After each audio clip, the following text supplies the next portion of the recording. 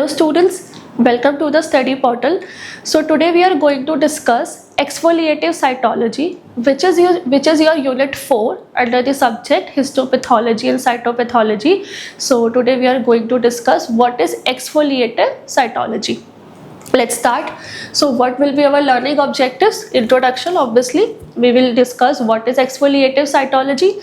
Then we will discuss their collection methods, how we collect samples in this. Then we have to discuss the types of exfoliation, and in this unit we are also going to discuss the types of tumors. Okay, let's start. So what is exfoliative cytology? As you have remembered, we have already discussed in unit 3 when we are discussing about the cytopathology. So we have two types of sample collection methods. First is exfoliative method and second one is intervention method, in which we will discuss we have discussed what is FNSE. Okay, and other one is exfoliative cytology, in which we have to collect the samples from the patient either with the help of the brushing or with the help of the skin scraping. We have two types of samples. Either we have to collect it mechanically, or either the patient will, or the body of the patient will naturally shed out the sample. So this is the same thing. So today we will discuss it in more details. So what is exfoliative cytology? Exfoliative cytology, which is a quick and simple procedure, and it is an important alternative to biopsy. As you have already know what is biopsy, I have told you in the first lecture. We have three types of samples: biopsy, autopsy, and samples from the surgery, right? So it is an important alternative to biopsy in certain situations. So in exfoliative cytology, as I've already told you in the previous lectures also, and now only, cells shed from the body surfaces, right? Such as inside the mouth, such as inside the mouth, and they are collected and examined. Okay, this technique is useful only for the examination of surface cells and often requires additional cytological analysis to confirm the results. So this technique, again I'm telling you, this is useful only for the examination of the cells which are present on the surface cells. Okay, let's move forward. So exfoliative cytology differs from the more precise sampling, which is known as lesions, like needle biopsy. As I've already told you, we have collect samples in different types of ways. Like we have biopsy. So how we collect biopsy samples? We have to cut the tissue sections from the organ, or we have received a whole organ, or we have received a small tissue sections which is sent from the surgery department. So it is not a very it is not a technique like that. Okay, it is a very simple technique. Here we have to collect those samples which our body naturally sheds, like inside the oral cavity, okay, or on our skin, or from our eyes. So it is a very simple technique. It is not very complicated techniques like organ collection or tissue collection or the biopsy samples. So it categorizes collected samples only by analyzing the presence of abnormal or atypical cells, or by showing the presence of malignant cells. We will discuss what is malignant cells, what is benign cells in this lecture only. Okay, so let's take an example. So you are going to clear. When a woman has a pap smear, okay, suppose there is a woman who is going for a pap smear, so she may have a result that show atypical cells, and her pap smear showing a result of with atypical cells, and there is some abnormality in her cervix cells. So it is the first exfoliative cytology test that shows atypical cells. Then usually the pap smear is repeated in 6 to 12 months. 6 to 12 months.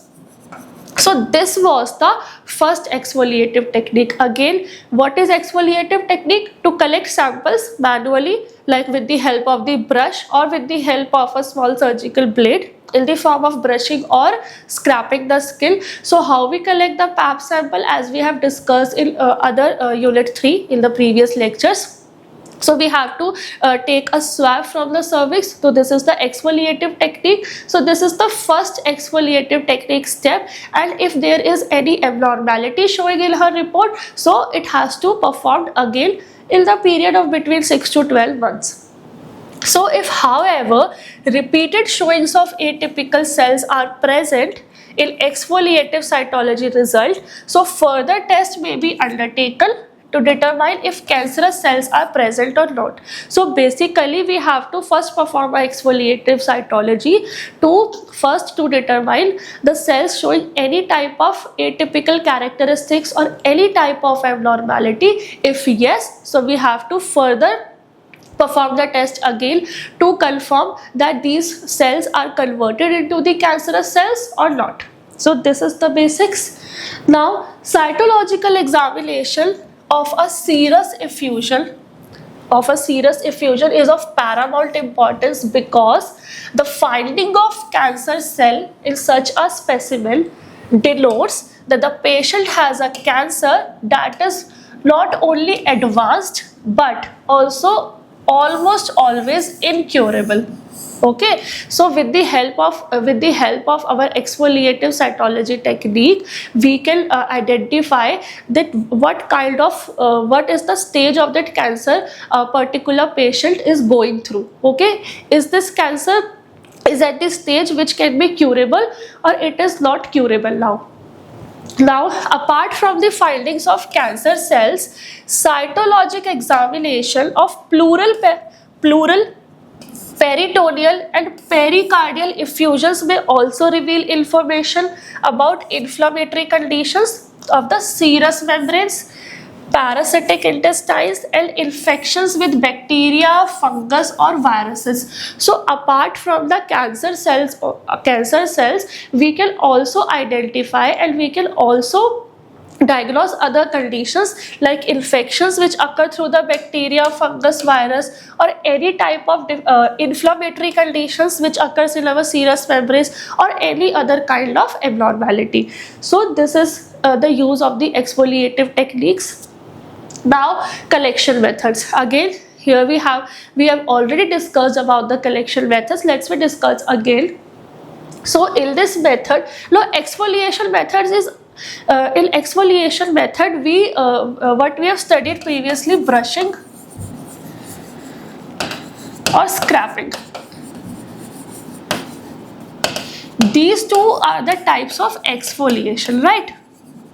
But here we also study the types of exfoliation. These two are the types of exfoliation, but exfoliation also has a types. So let's study. In this method, cells are collected after they have been either spontaneously shed by the body, either they have shed from the body. So this is known as spontaneous exfoliation, or manually scraped or brushed off the surface from the body. This is known as mechanical exfoliation. So as I've told you, there are two type of methods: brushing method or scraping method. These are the types of exfoliation technology. Now now this technique exfoliation also have two types. First one is spontaneous,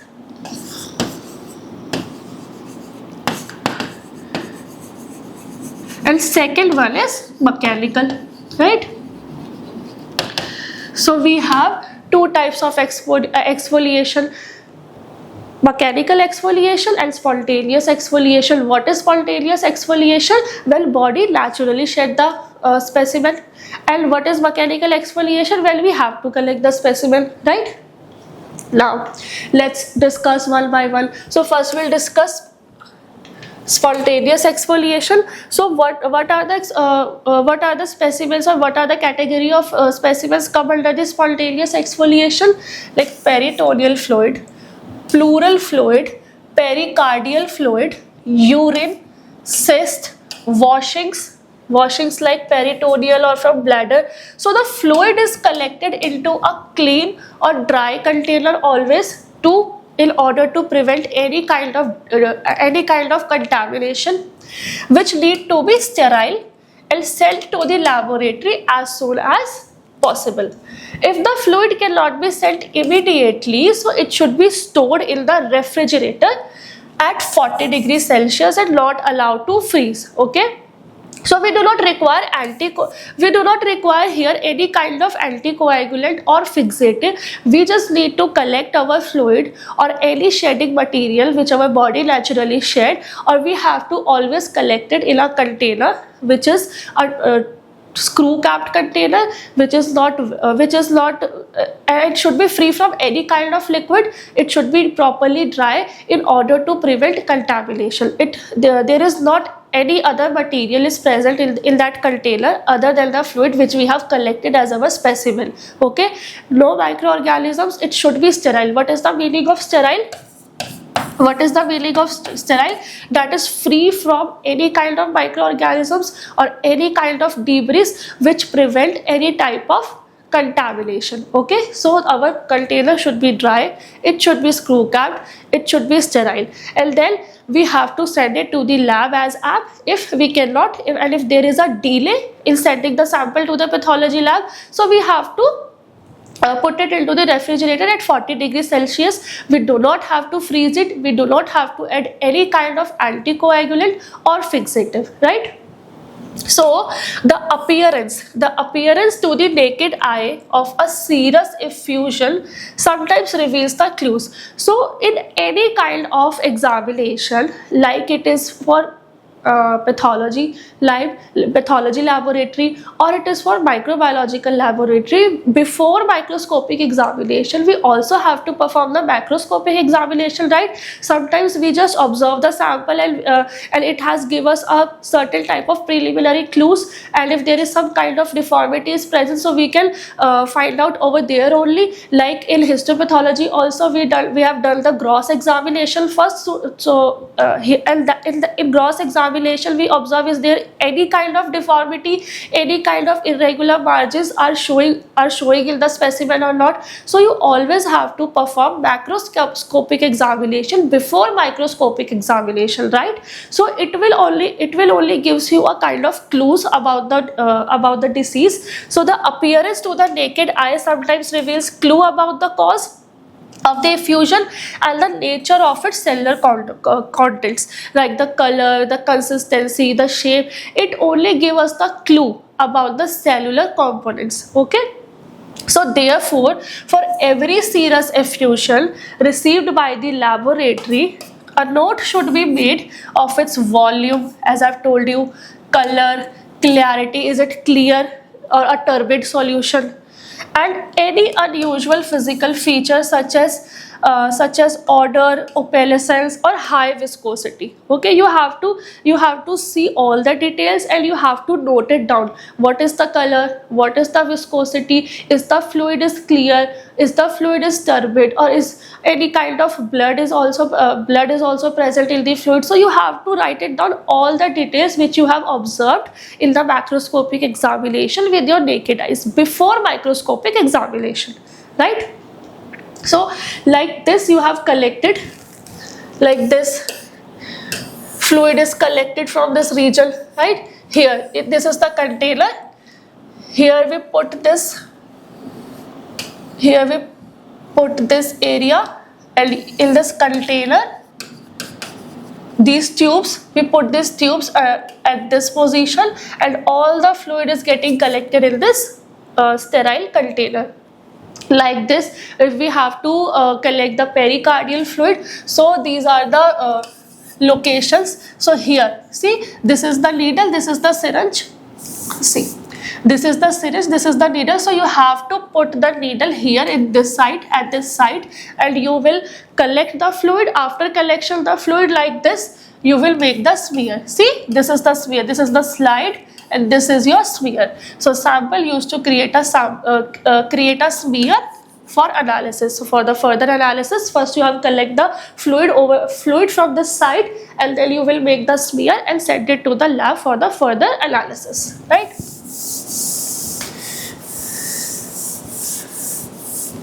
And like this only, if you have to collect the pleural fluid, so like this, patient will be sitting like this, okay?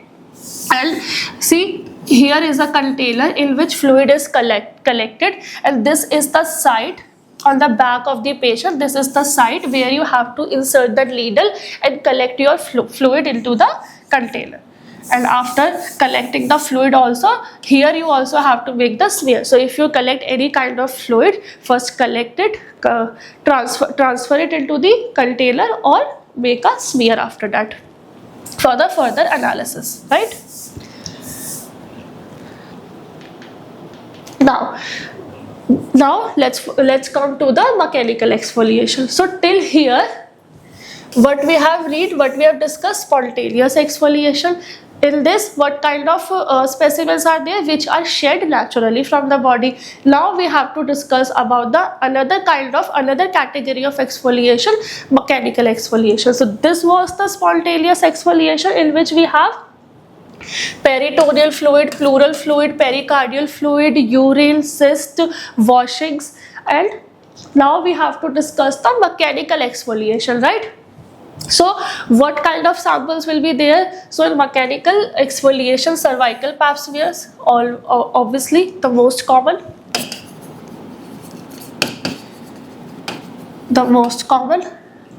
Brushings from where? Bronchial, gastric, biliary or oral, right? With the help of the brush. Cervical smear is a reliable method for the diagnosis of cervical cancer, right? As we have already discussed, it is a very reliable method for the cervical cancer. The smears are usually taken in the gynecology ward or the OPD ward, but sometimes patients are sent to the laboratories also for that purpose, and patients should be advised not to douche or use vaginal medications, as we have already discussed in our previous units. There are some guidelines which a woman has to follow before the pap smear has done, like she should not have to indulge in any kind of sexual activity, or should not wash her vagina, or should not use any kind of medication or cream in the vaginal region. So the same things are written over here also. So patients should advise not to do these things before 24 hours prior to the pap smears, right? Or it should not schedule during the menses. What is menses? Menstrual cycle. This is also, we have discussed that during the periods or during the menstrual cycle, pap smear should not be performed. So these situations may obscure cell. Why these guidelines are given to the patient who are going for the pap smear? Because these situations may obscure cellular details or remove diagnostic material from the cervix or the vagina. If you use any kind of medication, so cellular components will be changed. The constituents of the cells will be changed into the cervix. So in order to prevent that, in order to make a correct report, we have to follow the guidelines. Then commercially prepared plastic or wooden scrapers are widely available for this purpose. The scraper is rotated under the pressure at 360 degrees Celsius round for 4 to 5 full rotations. When a doctor or a pathologist take up smear for the pap smear for the cervical cancer, so they have to rotate their swab in the 360 degrees Celsius with 4 to 5 full rotations, 1 rotation, 2 rotation. So he or she will take 4 to 5 such rotations, so that he can contain the appropriate amount of specimen, right? Then the material is spread on a pre-labeled slide. You will also ready with the slide, pre-labeled slide. This is your pre-labeled slide with the details of the patient. You took the smear, you took the swab, and then you will make a smear on this slide, right? And fixed immediately. Then you just collect the swab and spread it on this slide like this, which is already pre-labeled you have, okay? Then make a smear as app and send it to the lab for the further staining procedure. So like this, we are performing our mechanical exfoliative technique. These are the tools. See, this is the swab, cotton swab. These are the cotton swabs, right? These are the spatulas, which is made up of wood or plastic, right? These are our, sorry.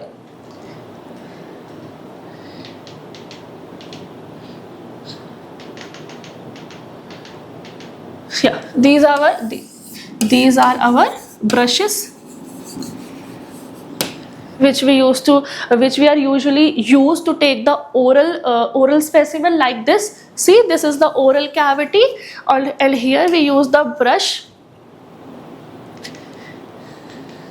and here we use the brush to take the specimen, right? So these are the tools which we are used in our mechanical exfoliative technique. So what are the kind of samples we are used for the exfoliative cytology? So we are usually use, obviously, first is cervicovaginal smear. Cervicovaginal smear, again, which is most common, on which we are going to perform pap smear, right? Cervicovaginal smear. Then we have other kind of samples like peritoneal, pericardial, or pleural fluids. You have also take different kinds of fluid. Then you have CSF. What is CSF? Cerebrospinal fluid.